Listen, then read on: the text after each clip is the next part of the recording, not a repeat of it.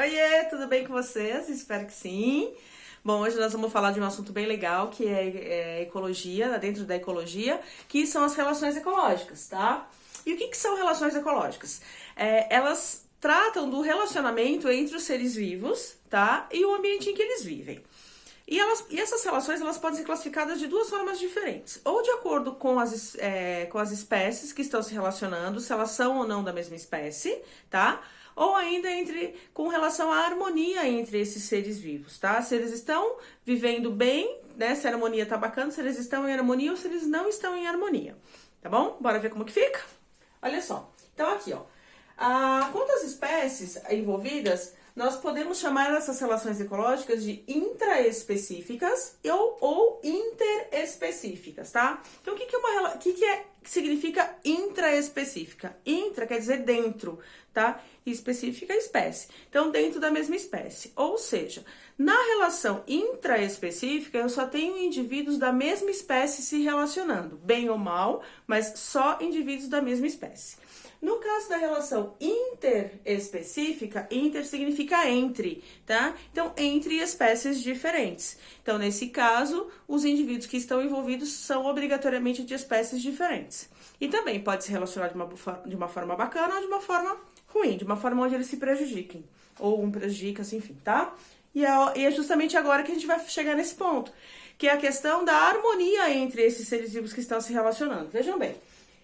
Se esses seres vivos estiverem se relacionando de uma forma bacana, tá? Não estiverem se prejudicando, ou se estiverem se ajudando, ou um está se beneficiando e o outro não está se prejudicando, nós chamamos essas relações de relações harmônicas, tá? Porque existe harmonia entre esses seres vivos. No entanto, tá? Aí a gente representa assim, ó, por esse sinalzinho aqui, ó, mais barra mais, né? Ou seja, nesse caso, os dois indivíduos estão se beneficiando dessa relação, tá? Ou mais barra zero, onde um se beneficia e o outro não se prejudica, tá bom? Por isso que é harmônico. No caso das relações desarmônicas, ocorre o seguinte, ou uma das espécies, né, tá sendo altamente beneficiada e a outra altamente prejudicada, ou uma das espécies, ou ambas as espécies estão sendo altamente prejudicadas, tá bom? Então, nós representamos assim, ó, mais barra menos, ou seja, uma se beneficia e a outra se prejudica, ou menos barra menos, onde todas elas vão se prejudicar, tá bom? Então, a gente tem aqui, ó, alguns exemplos que eu coloquei pra vocês, tá bom? Eu vou começar falando aqui dos exemplos das relações intraespecíficas, tá? Que ela é mais curta, tem menos exemplos, então fica mais fácil pra gente começar a entender. No caso da intraespecífica, eu tenho duas que são benéficas, que eu esqueci de colocar parênteses aqui, desculpem, vou colocando, coloquei já, tá? Então, são duas que são harmônicas, tá? Que é a sociedade e a colônia. E eu tenho uma que é desarmônica, que é a competição. Então, vamos lá. No caso da sociedade, eu tenho indivíduos dentro de uma comunidade, né, de seres vivos, né? De uma população, enfim. De uma população, né? Onde esses caras, eles têm uma divisão social lá dentro, por isso que a gente chama de sociedade. Todos trabalham pelo bem ali daquele meio ambiente onde eles vivem, tá? No entanto, cada um tem uma função, tem uma divisão social lá dentro, tá bom? E a gente tem como exemplo, por exemplo, a sociedade das formigas e a sociedade das abelhas, né? Cada um ali tem uma função, ou é operário, ou é rainha, ou enfim, né? Cada uma delas tem a sua função ali dentro. Então, nós temos esse exemplo. No caso da colônia, também que é uma relação intraespecífica harmônica, o que acontece? Nós temos um grupo de seres vivos, né, uma população de seres vivos, só que não existe função lá dentro, não existe função social, tá? Todos têm o mesmo papel, todos fazem a mesma coisa, tá? Exemplo de colônia, nós temos uma colônia de bactérias, por exemplo, uma colônia de corais também, tá? Que são os animais marinhos. Então, essa é a diferença de sociedade e colônia. No caso da relação desarmônica dentro da intraespecífica, a gente tem a competição intraespecífica, tá? O que acontece? Nesse caso, existe uma disputa, né? Como o próprio nome diz, uma competição por alguma coisa entre os indivíduos ali daquela população.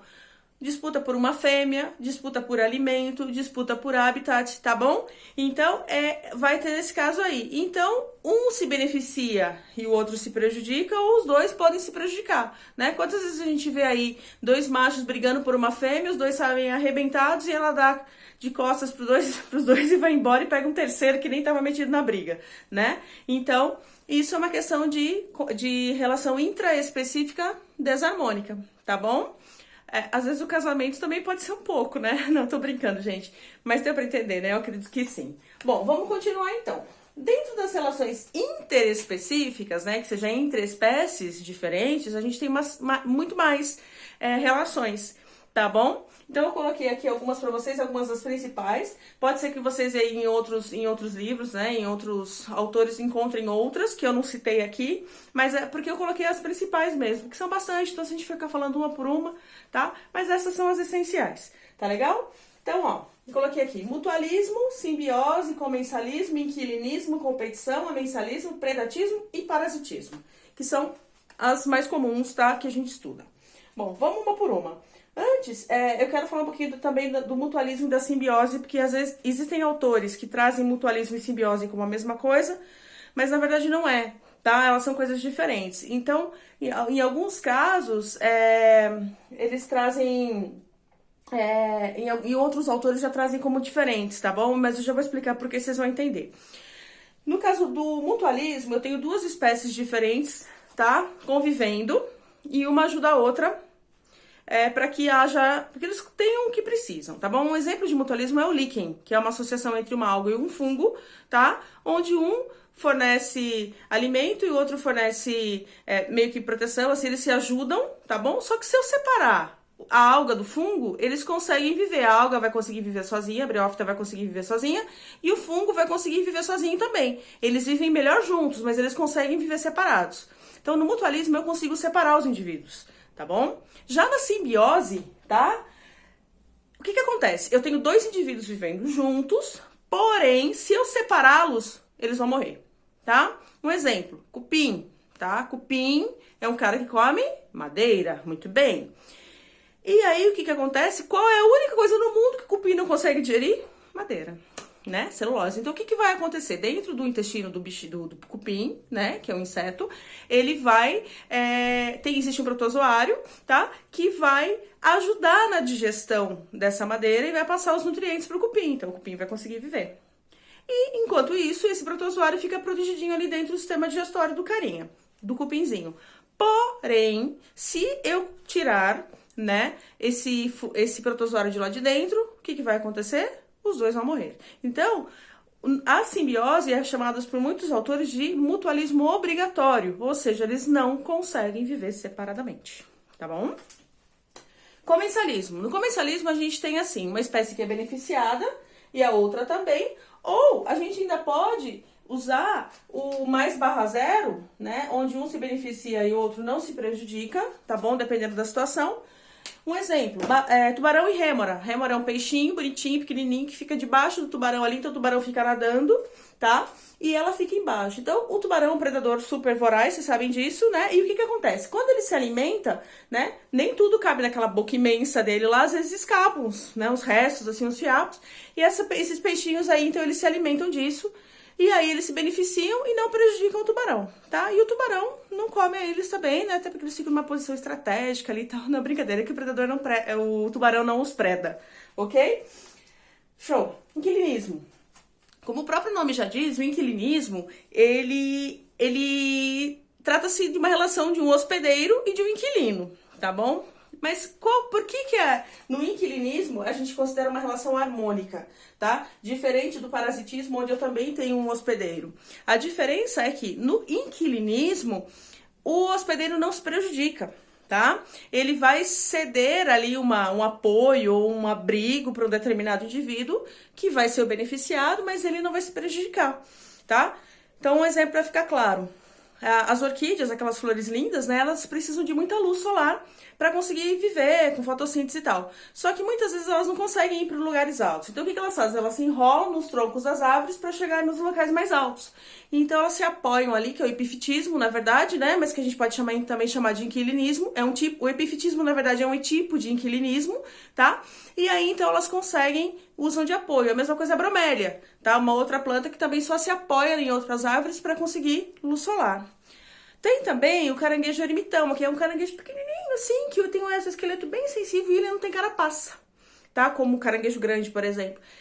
E aí, o que acontece? Ele se usa de conchinhas de outros moluscos que, né, abandonaram a concha por N razões, e ele se enfia ali dentro e fica ali escondidinho e usa isso como casinha. Então, isso também é uma espécie de inquilinismo. Ou seja, ele tá se beneficiando, mas o cara não tá se prejudicando, tá? Competição. Assim como a competição intraespecífica, a competição interespecífica também é prejudicial, é uma relação desarmônica, tá? A única diferença é que nesse caso, como são de espécies diferentes, eles não vão disputar uma fêmea. Eles vão disputar um habitat ou um alimento, tá? Mas não a fêmea, mas é isso mesmo, eles brigam por alguma coisa, aí um pode se dar bem e o outro se dá mal, os dois podem se dar mal, tá bom? Mas é do mesmo jeito que acontece na interespecífica também vai ter essa disputa aí, tá bom? Um exemplo de competição, aí vocês podem ver pensar em qualquer animal que pode disputar um determinado alimento ou um determinado, por exemplo, na selva, né, onde você tem dois felinos disputando um cervo, por exemplo, alguma coisa nesse sentido, tá bom? O amensalismo. O que é o amensalismo? O amensalismo ele também é chamado de antibiose, tá? Anti é contra, né? E biose está relacionada à vida, ao desenvolvimento da vida. Então, isso quer dizer o quê? Que quando você tem um determinado indivíduo num determinado lugar, se você introduz um outro ser vivo ali, esse novo ser vivo vai inibir, tá, o crescimento daquele primeiro ser vivo. Isso acontece naturalmente? Sim, mas a gente também pode trabalhar isso em laboratório, por exemplo, ou na nossa saúde. Um exemplo muito clássico de antibiose, né, ou de amensalismo, é justamente a penicilina, né, o penicilinium, né, que o antibiótico, a base da maioria dos antibióticos, né, que é a penicilina, descoberta acidentalmente aí, ele é um cara que ele destrói bactérias, né? E aí o que ele faz? Então, todo mundo aí já deve ter feito na vida em algum momento um exame chamado antibiograma, que é quando você faz o exame de urina, né? Muitas vezes o médico pede um antibiograma. O que ele vai fazer? Ele vai fazer diversas culturas ali, vai semear a urina ali para ver se vai haver o crescimento bacteriano. Caso haja esse crescimento bacteriano, ele vai colocar vários antibióticos ali e vai ver qual deles vai inibir o crescimento, tá? E aí, então, ele vai receitar um antibiótico para você tomar e para você ficar bem.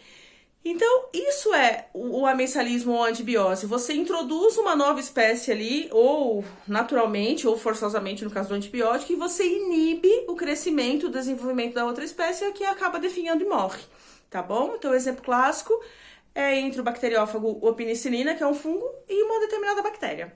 Show? E agora, os dois últimos, o predatismo e o parasitismo. Às vezes as pessoas confundem o predatismo com o parasitismo. No caso do predatismo, a gente tem a relação presa-predador, tá? Então, na presa-predador sempre vai ter um que se beneficia e um que se prejudica, tá? A presa é a prejudicada, o predador é o beneficiado. E aí a gente tem vários exemplos, mas o mais clássico que a gente vê naqueles vídeos da NetGeo, da Discovery Science, enfim, é o quê? Zebra e leão. Então, a zebra é a presa, o leão é o predador, tá? Então, é uma relação interespecífica, desarmônica, com prejuízo para a pobrezinha da zebra. E, por último, o parasitismo, que eu falei para vocês que, assim como o inquilinismo existe um hospedeiro, a diferença é que, no caso do parasitismo, o hospedeiro é prejudicado, tá? Por quê? O parasita, seja ele ectoparasita, ou seja, aquele que vive fora do nosso corpo, ou endoparasita, aquele que vive dentro do corpo do hospedeiro, vai tirar proveito do pobrezinho do hospedeiro. Vai sugar o sangue, vai absorver nutriente, vai causar algum tipo de doença, enfim, vai tirar proveito desse cara. Os cipós parasitas também, que às vezes ficam nas plantas, né? Também existem plantas parasitas, não só animais, mas plantas também existem plantas parasitas. Então ele vai acabar tirando a reserva, geralmente nutricional, desse cara, tá bom? Um exemplo de ectoparasita, piolho, pulga, carrapato, tá? E um exemplo, sarna. E um exemplo de endoparasita, lombriga, ameba, giardíase, giardia, né? Giardia é a doença. Enfim, todos esses vermes aí que ficam no intestino, não só humano, mas de todos os animais, são endoparasitas. Endo significa dentro, tá bom? Então, é isso que eu tinha para contar para vocês sobre relação ecológica. Espero que vocês tenham gostado da aula. Inscrevam-se aí no canal, tá? Para vocês ficarem atualizados, recebendo os vídeos. Deem um joinha, mandem dúvidas, escrevam aí se vocês gostariam de ter mais algum outro assunto aqui no nosso canal, que eu compartilho com vocês. Beijo grande, até a próxima, pessoal!